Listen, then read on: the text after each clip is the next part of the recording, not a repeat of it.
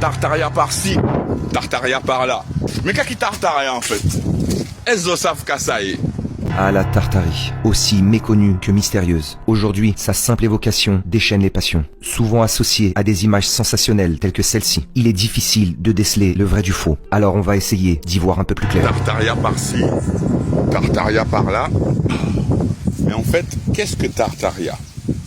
Tu peux nous aider à voir plus clair, s'il te plaît, Victor? C'est que le projet appelé Tartaria est un projet du Kremlin. Et voici pourquoi. Il y a un peu plus de 10 ans, les musées européens ont numérisé leurs cartes du monde antique et un grand nombre de leurs livres anciens et les ont rendus disponibles en ligne. Après quoi, les blogueurs russes ont commencé à parler sur leur chaîne YouTube du fait que sur le territoire de la Russie moderne, il y avait un grand État appelé Tartarie, dont l'existence nous était cachée par la maudite Europe et que dans un passé pas si lointain, les Russes n'étaient pas des esclaves, comme nous le disent les historiens.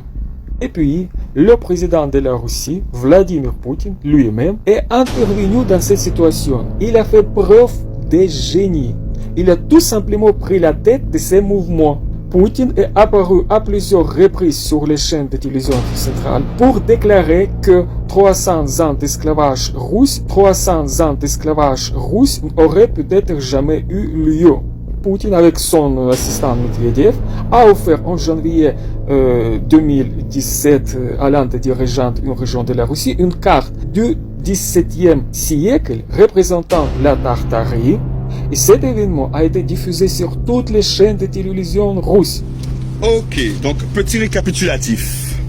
Il y a plus de 10 ans, le 15 janvier 2013, le président Poutine inaugurait les archives photographiques de la Société géographique russe et de l'Académie des sciences de Russie, où des cartes de la Tartarie étaient largement diffusées auprès du peuple russe. Le 1er février 2017, Vladimir Poutine et Dimitri Medvedev ont rencontré l'ancien président du Tartare, devenu conseiller d'État de la République du Tartare, pour lui remettre une carte du Tartare. Et comme la Russie est un pays totalitaire où règne une dictature, tous les blogueurs intéressés par l'histoire alternative ont reçu le feu vert sur ces sujets. Et ils ont commencé à créer des centaines et centaines de vidéos sur la Tartarie. Et au cours des 7 ou 8 dernières années, ils ont déjà convenu que la Tartarie dominait le monde entier et que les ancêtres des Russes modernes étaient à la tête du monde.